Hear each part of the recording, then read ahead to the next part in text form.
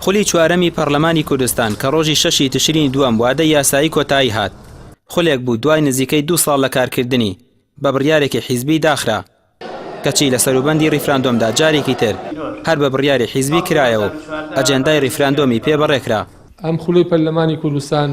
خولێک بوو لە ڕاستیە هەم لە ڕووی تەشتیعەوە هەم لە ڕووی ڕقابیەوە و هەم لە ڕووی مەلەفی نەوت و داهاتەکانەوە خولێکی با بڵێن جیاواز بوو لەوەی کە کۆمەڵە کاری کرد کە پێناسەی خولەکەی خۆی بێ هەر بۆیش سەرنجام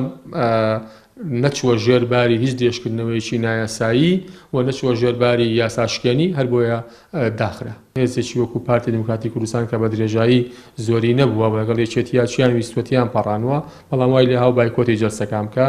و سەبەبی سەرەکیش لە مەسەلەی داخستنی پەرلەمان ئەو بابەتانە بوو. لەم ماوەکەمەدا کە خولی چوارەمی پەرلەمان کارا بوو چەندین جار وەزیر و کاربەدەستەکانی بانگێش کرد و داوای ڕوونکردنەوەی لەسەر ئەو کەم و کورتیانە لێ دەکردن کە بەرۆکی هەوڵاتیانی گرتبوو. هەر لەو ماوەیەدا 750 پرسیاری پەرلەمانتاران ئاڕاستەی حکومەت و کاربەدەستان کراوە کە کەمتر لە نیوەی پرسیارەکان وەڵام دراونەتەوە. ئەم خولە سەرۆکایەتیەکەی بەدەست کۆمەڵی ئیسلامی و بزوتنەوەی گۆڕانەوە بوو ئەوە کاریگەری سەرەکی هەبوو چکە دەستەی سەرۆکایەتی گرنگن بۆی کە چی دەخەنە بەرنامەی کار و چی دەکەنە ئەولەویەت و چۆن